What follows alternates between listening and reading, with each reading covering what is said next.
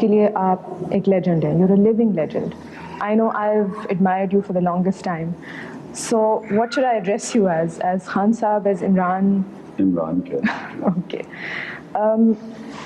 ہم نے سب سے پہلے آپ کو جانا ہے کرکٹر کی حیثیت سے. کچھ عرصے سے آپ سیاست میں آئے ہوئے ہیں.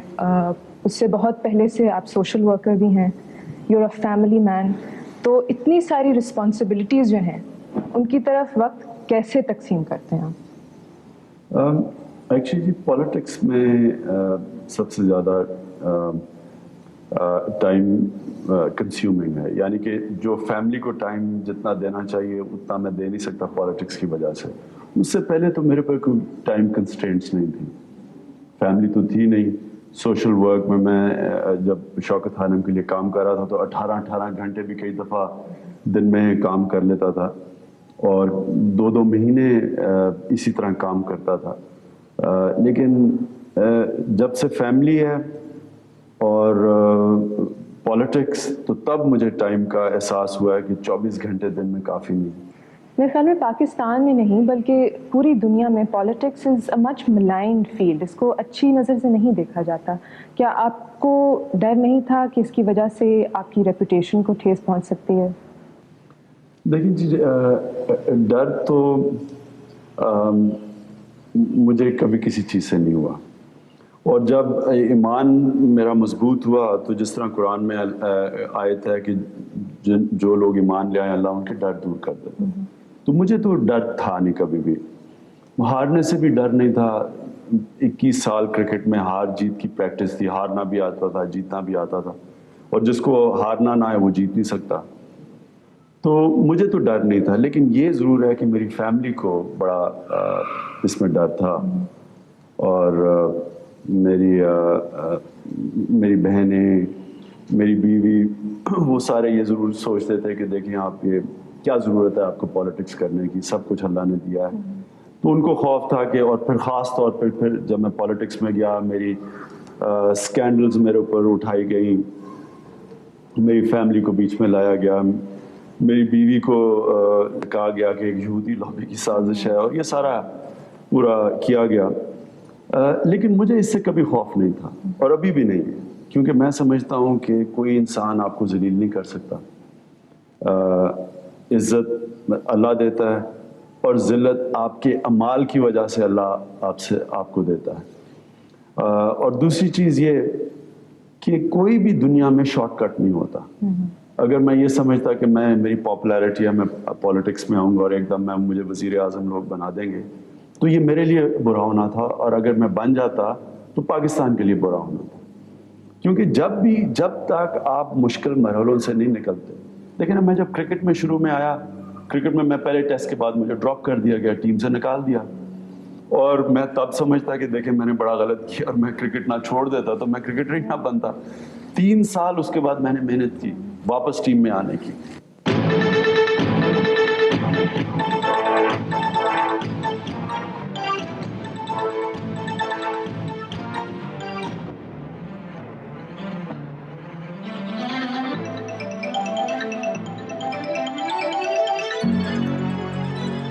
سارا وقت اسٹرگل کی. اسی طرح جب ہسپتال کا, یہ لوگوں کو نہیں اس چیز کا پتا کہ 85 میں جب میری والدہ فوت ہوئی میں نے سوچا ہاسپٹل بنانے کا. صرف 4 سال مجھے وہ کانسیپٹ ہی سمجھنے کا کہ کیسے شروع کروں, 4 سال تو اس میں لگے.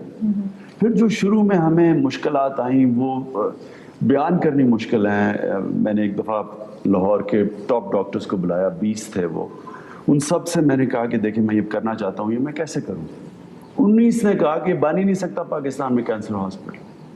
ایک نے کہا کہ بن جائے گا لیکن غریب کا مفت علاج نہیں ہو سکتا. تو اگر میں تب چھوڑ دیتا, پیچھے ہٹ جاتا. یعنی کہ یہ تو زندگی میں آپ کے لیے مشکلیں آپ کو مضبوط کرنے کے لیے آتی ہیں. یہ جو اسٹرگل ہے یہ آپ کو مضبوط کرتی ہے. اور میری جو کرکٹ میں ٹریننگ تھی اس نے مجھے یہ سکھایا تھا کہ کوئی چیز ناممکن نہیں ہے. میں کبھی کسی میچ میں نہیں گیا جب اچھی سے اچھی بھی ٹیم ہو یہ سمجھوں کہ میں جیت نہیں سکتا. کوشش انسان پوری کرتا ہے, اور اگر پھر نہیں جیتا تو آپ اپنی ہار سے سیکھتے ہیں کہ میں نے سیکھا کیا, یہ ہار کے میں نے کیا سیکھا. تو جب الیکشن ہوئی اور ہم ہارے تو ہماری پارٹی میں بڑے لوگوں کو دھچکا پہنچا، کیونکہ وہ سمجھتے تھے کہ عمران خان ایک ونر ہے، ہارتا نہیں ہے. لیکن میں تو اس سے زیادہ مجھے کوئی زیادہ امید نہیں تھی الیکشن میں. اور جو الیکشن کے ہارنے کے بعد ہم نے سیکھا ہے، جو میں نے سیکھا ہے، میں سمجھتا ہوں وہ کوئی یونیورسٹی نہیں پڑھا سکتی. کیونکہ جب آپ مشکل وقت میں ڈونگے پانی میں چھلانگ مار کے تیرنا سیکھتے ہیں، وہی انسان کو مضبوط کرتا ہے.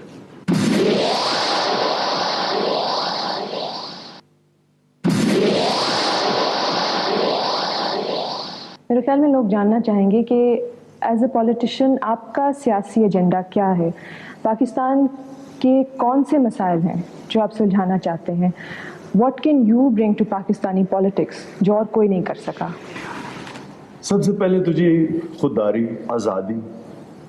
میں سمجھتا ہوں کہ مجھے جب تک پاکستان کو ہم ایک آزاد ملک نہ بنائیں، اور میرا آزادی کا مطلب یہ ہے کہ ہمیں باہر سے ڈکٹیشن نہ لینا پڑے، ہمیں مجبوری سے کسی کولیشن نہ جوائن کرنی پڑے، ہمیں IMF کی کنڈیشنز نہ ماننی پڑیں، اور اپنے لوگوں کے اوپر یہ جو ظلم کرتے ہیں ہم انڈائریکٹ ٹیکسز لگا کے اور جو مہنگائی کر کے، یہ تب تک نہیں ہوگا جب تک پاکستان اپنے پیر پہ نہ کھڑا ہو.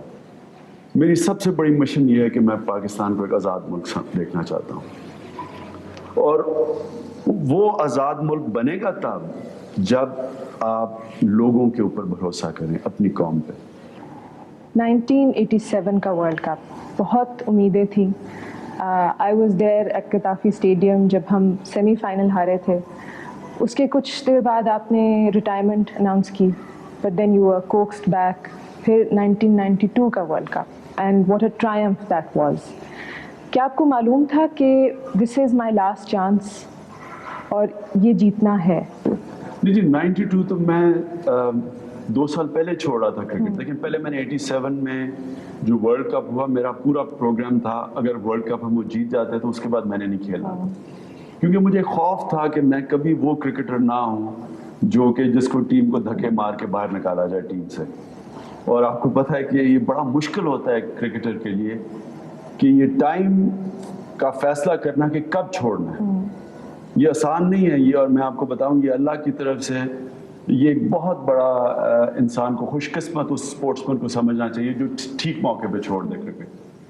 کیونکہ آپ تاریخ اٹھا کے دیکھ لیں 98% کو دھکے مار کے باہر نکالا گیا. تو مجھے یہ ہمیشہ خوف تھا کہ میں چھوڑوں کرکٹ تب جب لوگ مجھے کہہ رہے ہیں کہ نہیں جی ابھی آپ کھیلیں، بجائے اس کے کہ لوگ کہیں جی خدا کے واسطے چھوڑ دیں. تو میں نے 87 میں اگر ہم ورلڈ کپ جیت جاتے تو شاید میں واپس نہ آتا کرکٹ کھیلنے میں. وہ آپ کہہ لیں کہ ہماری فیوریٹ ٹیم تھی اس وقت اور ہماری بہترین ٹیم تھی.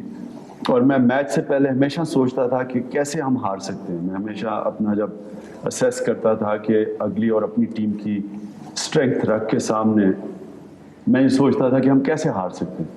تو وہ میچ مجھے نہیں سمجھ آتی تھی کہ ہم کیسے ہاریں گے. ہماری ہوم وکٹ تھی، ہماری ٹیم ان سے بہت اچھی تھی، ہماری ٹیم پیک پرفارمنس دے رہی تھی.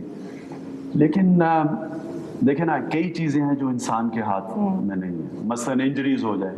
اب ہمارے ایک بولر کو انجری ہو گئی، ہمارے وہ وکٹ کیپر کو انجری ہو گئی، اس سے ہمیں نقصان. پھر امپائر، ایک اچھے امپائر نے 2 غلط فیصلے کر دیے جس سے ہم میچ ہار گئے. تو اس کے بعد پھر جنرل ضیاء صاحب نے مجھے کہا واپس آنے میں. اور وہ بھی اگر ویسٹ انڈیز کا ٹور نہ ہوتا تو میں شاید نہ واپس آتا. جب میں نے فیصلہ کیا تھا ریٹائرمنٹ کا، ویسٹ انڈیز کا ٹور نہیں تھا. وہ آسٹریلیا ٹیم نے ڈر کے ویسٹ انڈیز سے اپنا ٹور کینسل کر دیا، کیونکہ ان دنوں میں ویسٹ انڈیز کا اتنی طاقتور ٹیم تھی کہ وہ ہارنے کی نہیں بات ہوتی تھی، عزت سے ہارنے کی بات ہوتی تھی. کیونکہ وہ اتنی ذلیل کر کے ہراتے تھے کہ ٹیمیں جانا نہیں چاہتی تھی ویسٹ انڈیز. تو آسٹریلیا نے ٹور کینسل کیا، لاسٹ منٹ پہ انہوں نے پاکستان کو انوائٹ کیا. تو وہ پھر ایک طرف جنرل ضیاء صاحب نے مجھے یہ بڑا آنر تھا کہ نیشنل ٹی وی پہ مجھے کہنا کہ آپ واپس آئیں، اور دوسری طرف ویسٹ انڈیز کا ٹور تھا جو میرے لیے ایک بہت بڑا چیلنج تھا. تو پھر میں واپس آیا، اور وہ ویسٹ انڈیز کا سیریز جیت جاتا شاید پھر میں چھوڑ دیتا. لیکن وہ ہم بڑی زبردست سیریز ہوئی لیکن 1-1 ہو گیا. اور پھر میں 1989 میں فیصلہ کیا تھا چھوڑنے کا, کیونکہ میں تب تک ہاسپٹل میں لگ چکا تھا اور میں چاہتا تھا کہ ہاسپٹل کے لیے پورا ٹائم دیا جائے. لیکن ہمارے ہاسپٹل کے بورڈ آف گورننس نے کہا کہ اگر آپ اس وقت کرکٹ سے نکل گئے تو ہم ہاسپٹل کو پبلسٹی نہیں دے سکیں گے اور یہ بن نہیں سکے گا. تو پھر میں نے فیصلہ کیا کہ میں ورلڈ کپ تک کھیلوں گا, جبکہ میرا دل کرکٹ سے نکل چکا تھا. تب تک میں زبردستی کھیلا وہ آخری 2 سال, تو وہ تو مجھے پتا تھا کہ میں ورلڈ کپ کے بعد کرکٹ نہیں کھیلوں گا. اور اگر 92 میں نہ جیتتے تب کیا 96 تک آپ 92 میں نہ جیتے تو شاید پاکستان میں نہ ہی واپس آتا, میں وہاں سے کہیں اور ہی چلا جاتا, کیونکہ لوگوں نے مجھے بڑا برا بھلا کہنا تھا. لیکن دیکھیں یہ اللہ عزت دینے والا ہے.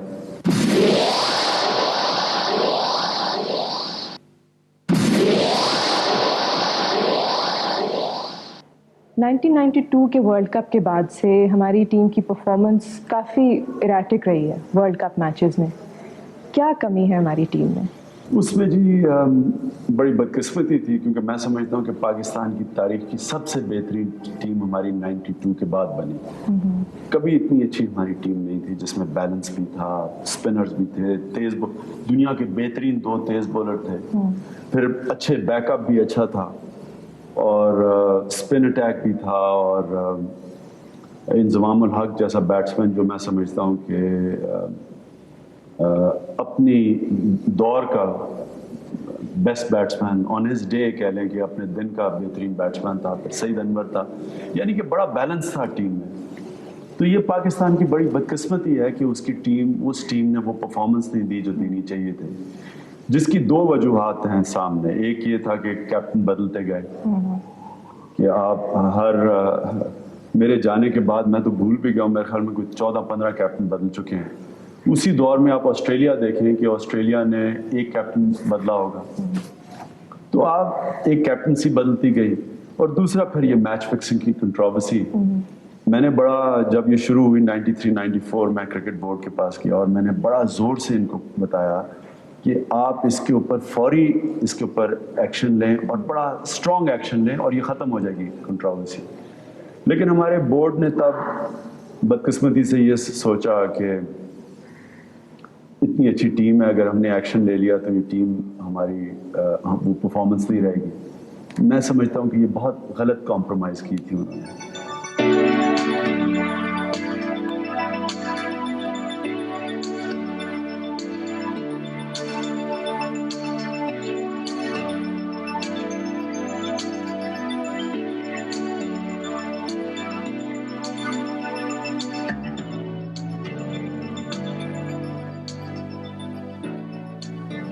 ماں تو سب کو ہی عزیز ہوتی ہے. What role did your mother play in your life in making you the person that you are? ایک تو جو گھر کا پیار ہے, جو والدہ آپ کو جس طرح دھیان رکھتی ہے, پیار دیتی ہے, ہوم ورک کرواتی ہے, ہر درد اور خوشی میں شامل ہوتی ہے, وہ ایک بڑا یونیک رول ہے. اس لیے اسلام میں ہمارے اسلام میں ہمارے نبی صلی اللہ علیہ وسلم نے ماں کا اتنا بڑا رول دیا. اور بڑی بدقسمتی ہے کہ مغرب میں اس رول کو ختم کر دیا گیا ہے. وہاں میں سمجھتا ہوں کہ ان کا فیملی سسٹم ٹوٹ ہی اس لیے رہا ہے کہ ان کو ماں کا احساس نہیں ہے اور اہمیت نہیں ہے جو ہمارے دین میں ہے. لیکن سب سے بڑی جو انہوں نے چیز دی وہ ویلیوز دی, جو ویلیو سسٹم ہے, اچھے برے کی تمیز. اور حالانکہ میں دین کی طرف اتنا نہیں تھا, لیکن ان کو دیکھتے ہوئے کہ ان کا اللہ میں کتنا ایمان تھا, اس کا اثر تو رہا سارا وقت. ہو سکتا ہے میں بالکل ہی دور چلا جاتا, جتنا بھی میں اسلام سے دور ہٹتا تھا یہ ضرور رہ جاتا تھا ذہن میں کہ ہو سکتا ہے کہ خدا ہے. اور وہ والدہ کی وجہ سے یہ خیال تھا, یہ سوچ رہ گئی. آپ نے بھی بات کی تھی ایسٹرن ویلیوز کی جو آپ کو والدہ سے ملی, پھر پاکستان سے بے حد محبت ہے. آپ نے کچھ بات کی ویسٹرن ویلیوز کے اگینسٹ, تو اس بات پہ آپ کی بہت تنقید ہوئی ہے, پھر آپ نے فارنر سے شادی کیوں کی؟ مجھے بھی اس کی کئی دفعہ سمجھ نہیں آتی. یہ بڑی دفعہ میرے سے سوال پوچھا جاتا ہے جی 14 کروڑ پاکستانی لڑکیوں میں سے آپ کو نہیں ملی. اس میں کوئی شک نہیں کہ میری ساری زندگی میری کوشش تھی پاکستانی لڑکی. میں نے یہ نہیں سوچا تھا کہ میں کبھی باہر سے کسی لڑکی سے شادی کروں گا. لیکن میں آپ کو یہ بھی بتا دوں کہ یہ بڑا مشکل ہوتا ہے کہ انسان, جس طرح میں ابھی پہلے بھی آپ کے انٹرویو میں کہا ہے کہ انسان اپنی پلاننگ کرتا ہے, ہوتا وہ ہے جو کہ اللہ کی اسکیم میں ہوتا ہے. اور یہ ایک بڑا مشکل یہ کہنا ہوتا ہے کہ آپ نے ادھر کیوں شادی کی اور ادھر نہیں کی. یہ بڑا کمپلیکس کویسچن ہے, لیکن میں یہ سمجھتا ہوں کہ 14 کروڑ کیا ساری دنیا میں بھی 6 ارب لوگوں میں بھی مجھے تو اگر ہوتا تو پھر بھی میں اسی سے کرنی تھی شادی. جب آپ نے یہ فیصلہ کر لیا کہ آپ کو جمائمہ سے ہی شادی کرنی ہے, اس کے بعد کچھ ہچکچاہٹ ہوئی دل میں کہ کلچرل ڈفرینسز کا کیا ہوگا؟ کیا تھوڑا سا بھی خوف تھا؟ نہیں جی, ہمیشہ یہ تھا کہ یہ بڑا کراس کلچرل میرج بڑی مشکل ہوتی ہے, انٹر ریشل میرج. اور مجھے کیونکہ میں نے تو اپنی ساری زندگی دیکھا تھا کہ یہ ایسی شادیاں بڑی مشکل کامیاب ہوتی ہیں. لیکن دیکھیں نا, یہ اس لیے نہ شادی کرنا کہ یہ فیل نہ ہو جائے. یہ اسی طرح ہی ہے کہ میچ میں جانے سے پہلے آدمی یہ ڈرے کہ جناب میں کہیں ہار نہ جاؤں. تو میں یہ خیر انالوجی تو ٹھیک نہیں ہے ادھر, لیکن یہ ضرور ہے کہ میں آپ کو پہلے بھی کہہ چکا ہوں کہ مجھے یہ کبھی ہارنے سے خوف نہیں ہے, فیلئر سے خوف نہیں ہے. اس لیے کوئی چیز نہ کرنا کہ یہ فیل نہ ہو جائے, یہ کوئی وجہ نہیں ہے چیز نہ کرنے سے. تو میں نے بڑا سوچ سمجھ کے فیصلہ کیا تھا. اور دیکھیں آگے اللہ آگے کا تو کوئی نہیں کہہ سکتا, لیکن میں ابھی بھی یہ سمجھتا ہوں کہ یہ میرا سب سے دنیا کا, میری زندگی کے کئی اچھے فیصلوں میں سے یہ بھی فیصلہ تھا. آپ کی فیملی کا کیا ریاکشن تھا اس وقت؟ فیملی بڑا مجھے خوشی کی بات ہے کہ میری چاروں بہنوں اور والد صاحب کی مکمل سپورٹ تھی مجھے. تو اس طرح سے یو آر کمپلیٹلی کانفیڈنٹ؟ جی, اور اب یہ نہیں مجھے پتا کہ ان کی سپورٹ اس لیے تھی کہ وہ اتنے ڈیسپریٹ تھے کہ میں شادی کر لوں, کیونکہ تب تک میں ان کو یہ ڈر تھا کہ میں بوڑھا ہوتا جا رہا ہوں اور شادی نہ ہی کروں گا, یا پھر ان کو میرے فیصلے پہ اعتماد تھا, لیکن سپورٹ پوری تھی. جب آپ نے اناؤنس کیا your intention of marrying Jemima, تو ادھر پاکستان کی میڈیا میں آپ کو بہت برا بھلا کہا گیا. There was a lot of flak. Did it hurt or was it something that you took in your stride? اب دیکھیں جی, میں نے اب کسی میڈیا سے پوچھ کے تو شادی نہیں کرنی تھی, نہ میں نے کوئی پولیٹیکل میرج کرنی تھی کہ یہ میں اس لیے کیا کہ میرا یہ شادی سے میری پالیٹکس میں بہتر چانسز تھی. Are you a good husband? اب دیکھیں نا جی, پھر میں یہ کہوں گا کوشش کرتا ہوں, اور آگے اس کا کیا کہہ سکتا ہوں. Do you miss cricket at all? نہیں جی, میں یہ کہوں گا کہ میں اتنا خوش قسمت تھا کہ میں اتنی کرکٹ کھیل چکا, اور جو میرے پیشن تھا اور جو میرے گولز تھے وہ میں سمجھتا ہوں وہ میں اچیو کر چکا. تو جب میں کرکٹ چھوڑی تو مجھے پتا تھا کہ اب یہ کرکٹ میں پوری ایک اپنی زندگی پیچھے چھوڑ کے جا رہا ہوں. تو میں نے کبھی مس نہیں کی کرکٹ چھوڑنے کے بعد. بول کر دیا.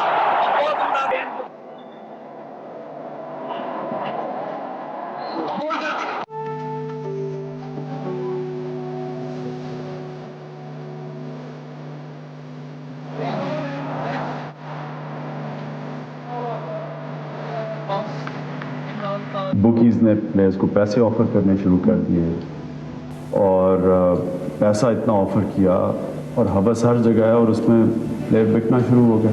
انہوں نے پاکستانی پلیئرز کی تصویریں کھینچ لی کہ بال کو ناخن مان رہے ہیں, اور انہوں نے کہا دیکھیں یہ کہہ رہے ہیں بال ٹیمپرنگ نہیں کر رہے, یہ ثابت بھی ہو گئے, اور یہ جھوٹ بھی بول رہے ہیں, اور یہ بال ٹیمپرنگ بھی کرتے ہیں.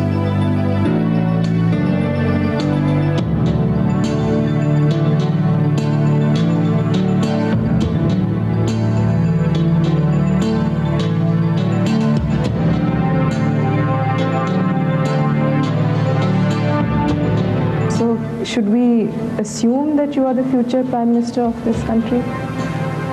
ورلڈ کپ اس لیے تھا کہ مجھے پتا تھا کہ میرا آخری میچ ہے, اور دوسرا یہ کہ مجھے پتا تھا کہ اس کی وجہ سے اب ہم کینسر ہسپتال کے لیے پیسہ اکٹھا کر لیں گے.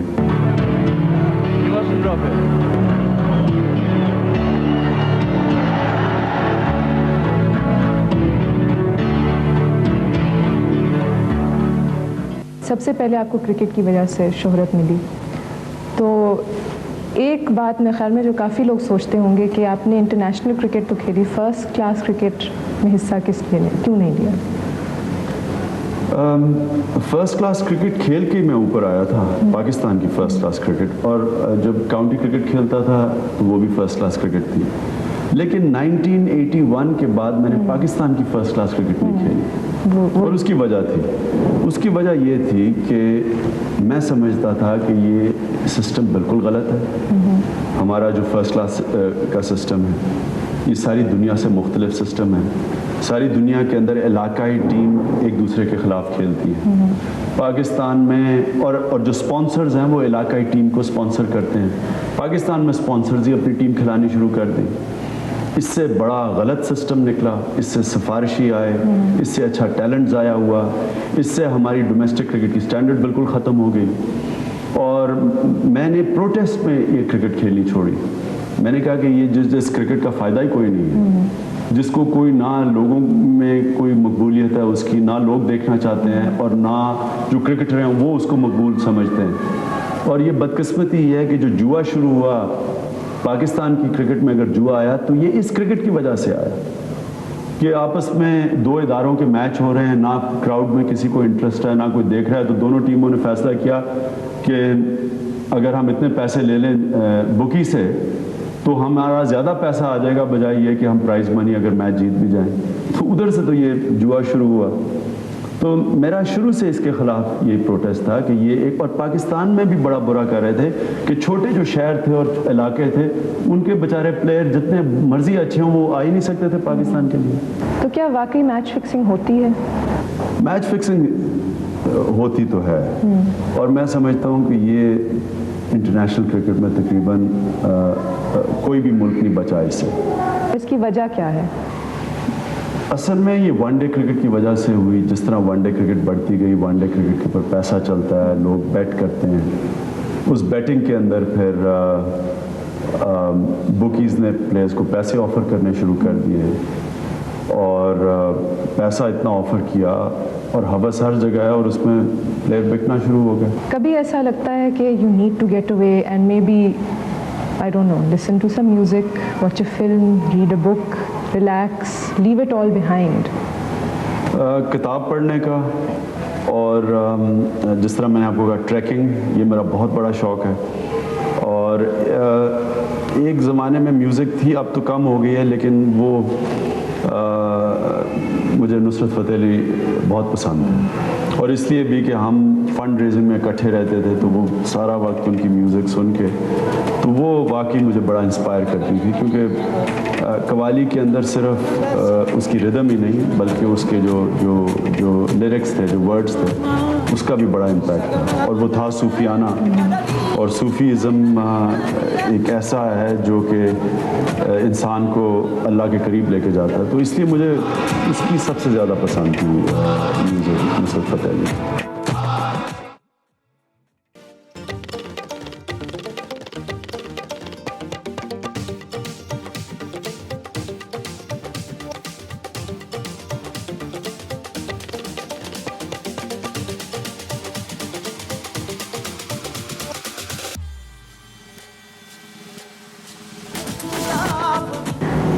آپ کی بیگم نے پاکستان میں کس طرح ایڈجسٹ کیا ہے, کس مشکل کا سامنا کرنا پڑا؟ مشکلیں تو آنی ہیں جی. دیکھیں نا, میں اب کیا 30 سال میرا انگلینڈ آنا جانا رہا, یونیورسٹی گیا, کاؤنٹی کرکٹ کھیلا 18 سال, پھر بھی میرے شوکت خانم کے لیے میں ریگولرلی گیا. لیکن مجھے آج کوئی کہے کہ انگلینڈ میں سیٹل ہو جاؤ, میں نہیں ہو سکتا. تو اس سے ایکسپیکٹ کرنا, جس نے کبھی پاکستان بالکل ایک کلچر بھی مختلف, ایک فضا بھی مختلف, کھانا مختلف, ہر چیز مختلف, اور اس کی اپنی ماں اور اپنی فیملی کے, اپنے بھائیوں کے بڑے کلوز ہے, اس کے دوست سارے وہاں, وہ سب کچھ چھوڑ کے آ جانا یہاں، میں سمجھتا ہوں کہ یہ ایک آسان فیصلہ نہیں تھا. آپ کے 2 بیٹے بھی ہیں. What does fatherhood mean to you? ایک تو ذمہ داری ہے، اور میں یہ کہوں گا کہ ایک سب سے زیادہ انسان کو خوشی بچوں سے ہوتی ہے. کوئی خوشی اس کا مقابلہ نہیں کر سکتی. جان ہے، عزت ہے. اگر آپ ماضی کے بارے میں سوچیں 30 years ago، اس وقت کے عمران خان کے کیا خواب تھے؟ What were his hopes and aspirations? Are you today where you thought you would be? میں نے اتنا دور کبھی نہیں سوچا تھا. میں ایک میرے ایمبیشنز تھے کہ میں جب کرکٹ کھیلتا تھا کہ یہ گول ہے، پھر اس کے بعد دوسرا گول. اپنے سامنے گولز رکھتا تھا. وہ کرکٹ کے ختم ہونے سے پہلے یہ ہاسپٹل، یہ بائی چانس میری والدہ کی تکلیف کے بعد ان کو تکلیف میں دیکھتے ہوئے یہ میں نے فیصلہ کیا کہ یہ یہاں ہاسپٹل ہونا چاہیے جس میں غریب آدمی اندر جا سکے ہاسپٹل میں اور اس کو فکر نہ ہو کہ میں پیسے نہیں دے سکتا. تو یہ پھر گول بن گیا، اور اس گول کے دوران ہی میری ایک اسپریچول ایولیوشن شروع ہو گئی کہ میں روحانی طور پہ اللہ کی طرف اس گول، اور اس نے ہسپتال نے میرے ایمان کو ٹیسٹ بھی کیا، آزمایا بھی اور مضبوط بھی کیا. کیونکہ ہسپتال کے دوران ہی مجھے یہ سمجھ آنی شروع ہو گئی کہ یہ میں نہیں بنا رہا، یہ ایک کوئی بہت بڑی طاقت میری مدد کر رہی ہے. کیونکہ مجھے اندازہ ہی نہیں تھا کہ یہ کتنا مشکل پروجیکٹ ہے. میں نے جب سوچا ہسپتال بنانا تو میں نے سمجھا کہ کینسر کا ہسپتال جس طرح عام ہسپتال بنتا ہے اسی طرح بناؤں گا. تو جیسے جیسے وہ میں پروجیکٹ میں گھستا گیا مجھے احساس ہوا کہ یہ تو ایک بڑا مشکل کام ہے پاکستان میں، کیونکہ ایک اسپیشلائزڈ کینسر ہاسپٹل یہاں بنانا ایک تو بہت مہنگا، اور پھر اس کو چلانا بڑا مشکل، اور پھر غریب کا مفت علاج کروانا تو بہت ہی مشکل. 2.5 لاکھ تو ایک غریب کے علاج پہ خرچہ آتا ہے ایوریج پہ. تو خیر میں اب جب شروع ہو گیا پھر میں نکل بھی نہیں سکتا تھا. تو میں نے خیر محنت ضرور کی، جس طرح میں نے کہا کہ کئی دفعہ 24 گھنٹے میں 18 گھنٹے ہسپتال کے لیے کام کیا. لیکن مجھے یہ احساس شروع ہوا کہ یہ میں نہیں کر رہا، یہ اوپر سے ایک فورس مدد کر رہی ہے، جو کہ میں غلطی بھی کرتا تھا وہ ٹھیک ہو جاتی تھی. اور 3.25 سال میں کتنا بڑا پروجیکٹ چل پڑا. یہ ایک ریکارڈ ہے کہ اتنا مشکل اور بڑا پروجیکٹ 3.25 سال میں کھولا، اور پھر سب نے کہا کہ چلے گا نہیں، وہ چلا بھی. تو اس میں پھر میرا ایمان مضبوط ہوتا گیا، اور اسی سے میں پالیٹکس میں آ گیا. So should we assume that you are the future Prime Minister of this country? اللہ کرے بن جاؤں. لیکن میں آپ کو یہ بتانا چاہتا ہوں کہ پرائم منسٹر اور پرائم منسٹر میں بھی فرق ہے. کئی پرائم منسٹر جب بنتے ہیں پرائم منسٹر تو وہ اتنا کمپرومائز کر کے اوپر آتے ہیں کہ وہ بس پرائم منسٹر ہی بن کے رہ جاتے ہیں. یہ نہیں سمجھتے کہ پرائم منسٹر کے بعد آپ نے کوئی کام کرنا ہے. اصل کام تو تب شروع ہوتا ہے. یعنی کہ ایک پرائم منسٹر بننے کا مقصد ہوتا ہے، یہ نہیں کہ جھنڈا گاڑی کے لگ گیا اور بڑے محل میں رہنا شروع ہو گئے. میں سمجھتا ہوں کہ جب تک وہ پرائم منسٹر نہ بنے، میں نہ بنوں جو پھر ملک میں وہ اپنا پروگرام امپلیمنٹ کر سکے، تب تک اس پرائم منسٹر بننے کا کوئی فائدہ نہیں.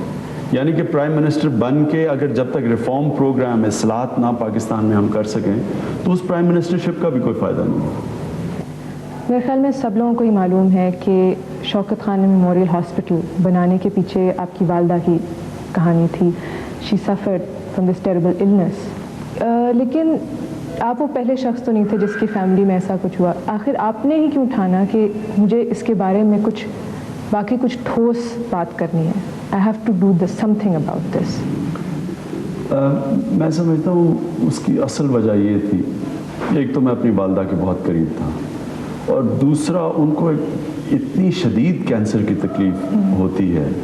جو کینسر کو جانتے ہیں انہیں پتہ ہے کہ کینسر کی کتنی بری تکلیف ہے. اس تکلیف میں ان کو دیکھتے ہوئے میں میو ہاسپٹل ایک ڈاکٹر کے پاس گیا. وہ ڈاکٹر کو گھر لانا تھا، تو اس کی سرجری میں نے ایک بڑے بوڑھے پٹھان کو دیکھا.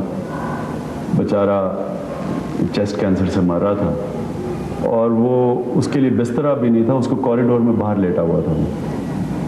وہ اگر میرے گھر میں یہ تکلیف نہ ہوتی تو شاید مجھے اس کا احساس نہ ہوتا.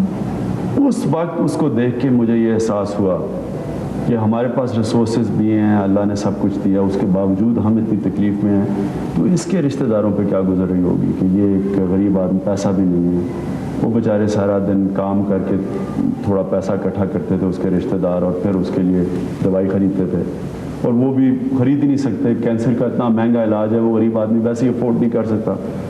تو اس عالم کے اندر میں نے یہ فیصلہ کیا, جو میرا اس وقت سوچ تھی, تب میں نے یہ فیصلہ کیا کہ میں اس کے لیے کچھ کروں گا. جب آپ نے مہم شروع کی تھی پیسے اکٹھے کرنے کی فار دا ہاسپٹل, شروع میں تو ٹیلی ویژن پہ آپ کے لیے اس ہاسپٹل کے بہت اشتہار آئے, ایک میرے خیال میں خاص طور پر ڈرامہ بھی لکھا گیا تھا, پریزنٹ بھی ہوا, اور پھر اس کے بعد ایک دم سب کچھ بند. You were persona non grata on national television. اس کی کیا وجہ تھی؟ کیا وجہ تھی کہ you were suddenly seen as a political personality? وہ جی جب پیسے اکٹھے کرنے کے لیے ہم شوکت خانم کے لیے لوگوں میں نکلے, اور وہ اللہ کرے کہ ٹی وی پہ آپ وہ شارٹس دکھائیں جس طرح لوگوں نے آ کے پیسے دیے. میرا ایمان پاکستان میں سب سے زیادہ تازہ ہوا جب میں نے دیکھا کہ عام آدمی جس کے پاس پیسہ بھی اتنا زیادہ نہیں تھا, وہ ایک لاہور کے ہاسپٹل کے لیے, کینسر ہاسپٹل کے لیے پیسے ڈال رہا تھا. اور یعنی کہ شہروں میں لوگ بھاگ کے آ رہے تھے اور ایک لڑ کے پیسے ڈال رہے تھے. تو مجھے اس سے احساس ہوا کہ اس ملک میں بہت پوٹینشل ہے, کہ جس قوم میں اتنا ایک قربانی دینے کا جذبہ ہو تو وہ بہت بڑی قربانی دے سکتی ہے اور ملک بھی بڑا عظیم بن سکتا ہے. لیکن جب حکومت نے وہ شارٹس دیکھے ٹی وی پہ کہ سارے شہر میں سٹی سینٹر پہ ساری دنیا کے پیسے ڈال رہی ہے, اور سارے پاکستان میں پیسے ڈال رہے ہیں, لاہور کے ہاسپٹل میں, کراچی میں لوگ پیسے ڈال رہے ہیں, کوئٹہ میں ڈال رہے ہیں پیسے, پشاور میں ڈال رہے ہیں, تو اس سے میرے خیال میں ان کو خوف آنا شروع ہو گیا کہ یہ اگر پالیٹکس میں آ گیا تو میں ایک چیلنج بن سکتا ہوں. ایک دم فیصلہ انہوں نے کیا کہ سب کچھ اس کو, جس طرح آپ نے کہا پرسن نان گراٹا, ہر چیز سے انہوں نے مجھے کاٹ دیا. جس وقت آپ ریٹائر ہوئے اس وقت کچھ عرصے سے آپ کا ہسپتال کا کام تو چل ہی رہا تھا, اس کے علاوہ آپ نے کچھ سوچا تھا کہ اب کیا کرنا ہے؟ اس کے علاوہ صرف ایک ہی چیز سوچی تھی جی, کیونکہ مجھے ہمیشہ ایک دیہات کا ماحول پسند ہے, پہاڑ مجھے پسند ہیں, اور میری کوشش اس سوچ میں میرا یہ تھا ایک, لیکن انسان اپنی زندگی کی پلاننگ کرتا رہتا ہے لیکن زندگی کسی اور طرف آپ کو لے جاتی ہے, اور میری اس وقت پلاننگ یہ تھی کہ میں ایک فارم پہ رہوں اور ذمہ دارہ کروں, اور شہر کی زندگی مجھے پسند نہیں. تو میرے ذہن میں ہمیشہ یہ تھا کہ میں, اور مجھے پتہ بھی تھا کہ میں کدھر یہ ہمارا جو پوٹوہار کا علاقہ ہے اس کے اندر میں زمین دیکھ رہا تھا, جدھر میں زمین ایک فارم خریدوں اور اسی کے اوپر رہوں اور کبھی کبھی شہروں میں آیا کروں. تو لیکن جس طرح میں نے کہا کہ انسان پلاننگ کرتا رہتا ہے لیکن زندگی اللہ کسی اور طرف لے جاتا ہے. آپ کے کرکٹنگ ہیروز کون ہیں, کون تھے؟ میرے بچپن میں تو جی میرے دونوں فرسٹ کزن تھے, ماجد خان اور جاوید برکی. پھر بدلتے گئے, میں مثلاً کیپٹن جو تھا وہ سب سے اچھا این چیپل کو سمجھتا تھا. فاسٹ بولر ڈینس لیلی میرے سامنے تھا, ایک اس کی جو ٹیمپرمنٹ بڑا فاسٹ بولر کا تھا, اور آل راؤنڈر گیری سوبرز تھا. لیکن میں جب شروع کر رہا تھا وہ ختم کر رہا تھا کریئر, لیکن پھر بھی مجھے اس میں نظر آتی تھی کہ بڑا ایک جینیس تھا کرکٹ کا. تو بدلتے گئے جس طرح میرا کریئر بڑھتا گیا, میرے جو رول ماڈلز تھے وہ بھی بدلتے گئے. آج کل کے جو نئے کھلاڑی ہیں ان میں آپ کو کون پسند ہے؟ دیکھیے جی, سب سے ٹیلنٹ تو وسیم اکرم میں ہے, نو ڈاؤٹ. یعنی کہ جو ہماری کرکٹ میں سب سے ٹیلنٹڈ کرکٹر آیا ہے وہ وسیم اکرم ہے.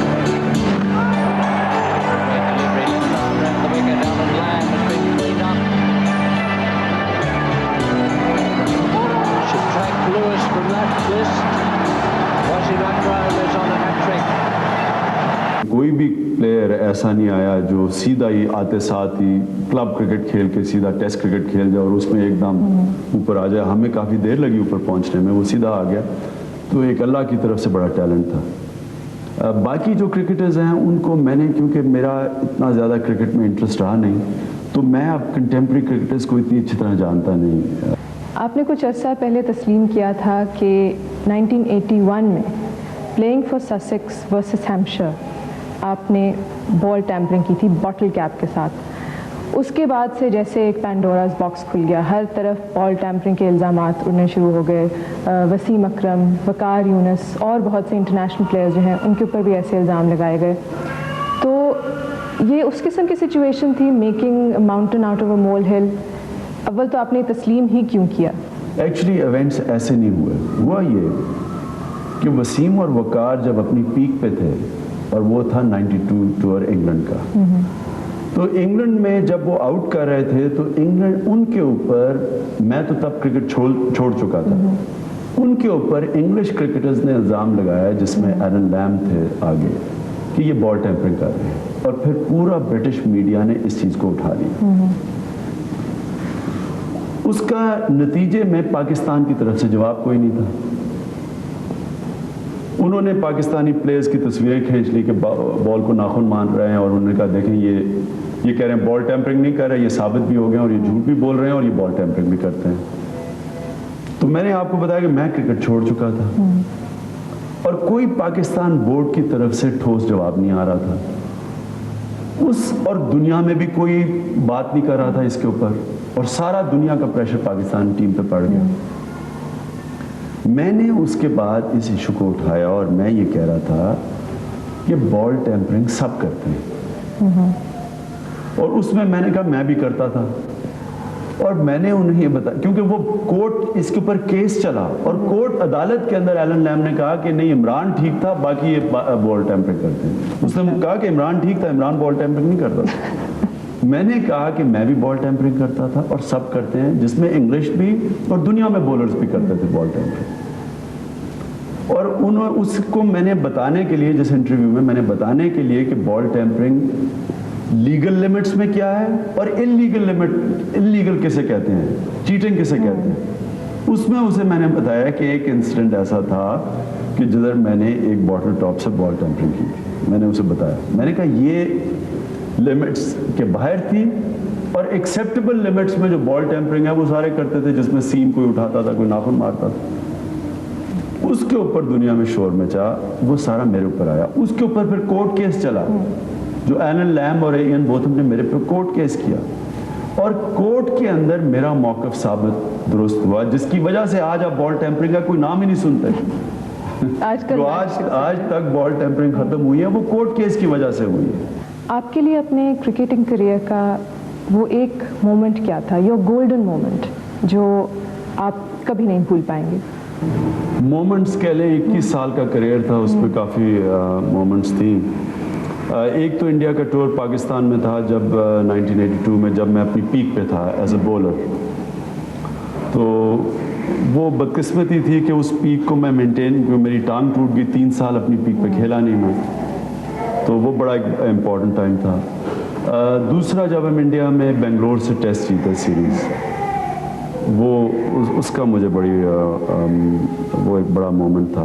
اور آخر میں پھر ورلڈ کپ اس لیے تھا کہ مجھے پتا تھا کہ میرا آخری میچ ہے, اور دوسرا یہ کہ مجھے پتا تھا کہ اس کی وجہ سے اب ہم کینسر ہسپتال کے لیے پیسہ اکٹھا کر لیں گے, کیونکہ اگر وہ ورلڈ کپ ہم نہ جیتتے تو ہمارے لیے بڑا مشکل تھا پیسہ اکٹھا کرنا ہاسپٹل کے لیے.